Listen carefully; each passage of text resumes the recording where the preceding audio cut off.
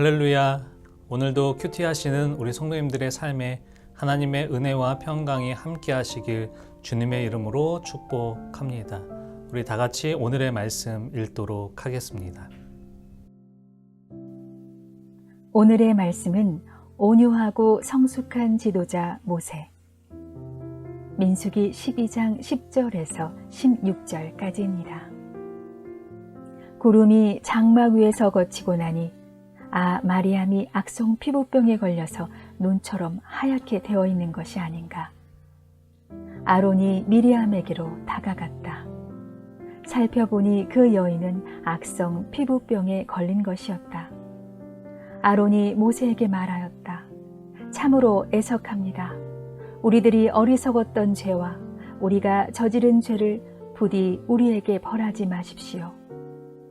미리암을 모태에서 나올 때 살이 반이나 썩은 채 죽어 나온 아이처럼 저렇게 두지는 마십시오.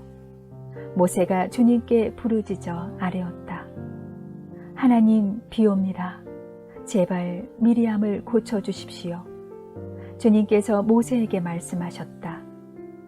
미리암의 얼굴에 그의 아버지가 침을 뱉었어도 그가 이레 동안은 부끄러워하지 않겠느냐. 그러니 그를 이레 동안 짐 밖에 가두었다가 그 뒤에 돌아오게 하여라. 그래서 미리암은 이레 동안 짐 밖에 갇혀 있었다. 백성은 미리암이 돌아올 때까지 행군을 하지 않았다. 그가 돌아온 뒤에 백성은 하세롯에서 떠나 바란 광야에 이르러 진을 쳤다. 오늘 본문의 내용은 어제의 말씀과 이어지고 있습니다. 모세의 지위와 권위에 대해 비방했던 미리암은 나병에 걸리게 됩니다. 이 모습을 본 아론은 모세에게 자신들의 죄를 용서해 줄 것을 간청합니다. 모세는 자신을 비방하다 나병에 걸린 미리암을 위해 하나님께 중보 기도를 하게 됩니다. 오늘 본문 13절 말씀을 보시면 이렇습니다. 모세가 여호와께 부르짖어 이르되 하나님이여 원하건대 그를 고쳐 주옵소서. 모세가 한 행동이 무엇입니까? 자신을 비방하던 미리암과 아론을 위해 기도를 합니다. 그런데 모세는 다른 사람들의 잘못을 위해 중보 기도한 것이 처음은 아니었습니다. 출애굽기 32장의 말씀을 보시면 모세가 하나님이 친히 기록한 돌판을 받기 위해 시내산에 올라간 40일 동안에 이 금송아지 우상을 만들어 숭배한 사건이 나오게 됩니다.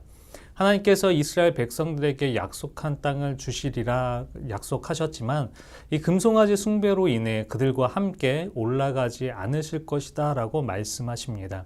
그리고 하나님께서는 백성들을 다 멸하시려고 하십니다. 하지만 이때 모세가 이스라엘 백성을 위하여 간절히 하나님께 중보 기도를 하게 됩니다. 이 출애굽기 32장 11절 말씀에 모세가 그의 하나님 여호와께 구하여 이르되 여호와여 어찌하여 그 큰 권능과 강한 손으로 애굽 땅에서 인도하여 내신 주의 백성에게 진노하시나이까 말씀합니다. 이 모세의 기도를 통해 어떻게 됩니까? 14절 말씀을 보시면 여호와께서 뜻을 돌이키사 말씀하신 화를 그 백성에게 내리지 아니하시니라 말씀합니다. 이스라엘 백성들은 금송아지 형상을 만들어 다 죽임을 당해야 했지만 모세의 기도를 들으시고 백성에게 화를 내리지 아니하셨다고 합니다. 그러면 모세가 자신을 비방했던 사람들을 위해 이렇게 기도할 수 있었던 이유가 무엇입니까? 우리의 본성은 나를 적대시하는 자들을 위해 기도할 마음과 능력이 없습니다. 그런데 모세는 온유하다라고 하였죠.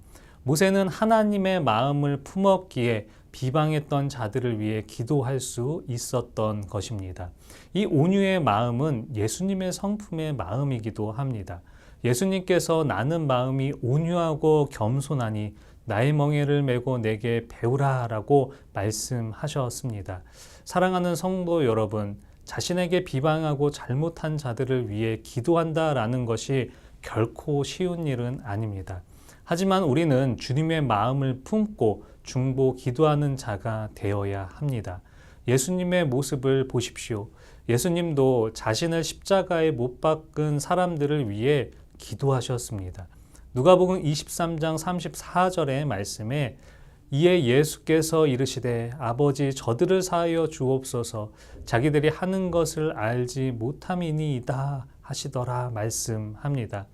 우리도 주님의 마음을 품어 기도하는 자가 되어야 합니다. 우리에게 목숨을 내어주셔서 우리를 사랑하시고 지금도 중보 기도하고 있는 그 주님의 사랑과 그 마음을 품어 기도자가 되어야 합니다. 우리가 주님의 가르침을 통해 동일한 마음을 품어야 합니다. 주님께서도 원수도 사랑하라 라고 말씀하십니다. 우리도 나를 비방하는 그 원수를 주님의 마음으로 사랑하고 그를 위해 기도하는 진정한 주님의 자녀들이 되어야 합니다. 예수님께서 말씀하실 때 나를 사랑하는 자들을 위해 기도하고 사랑하는 것은 이 이방인들도 똑같이 할 수 있다라고 말씀하십니다. 그리고 예수님께서 말씀하시길 너희 원수를 사랑하며 너희를 박해하는 자를 위하여 기도하라 라고 말씀하시죠.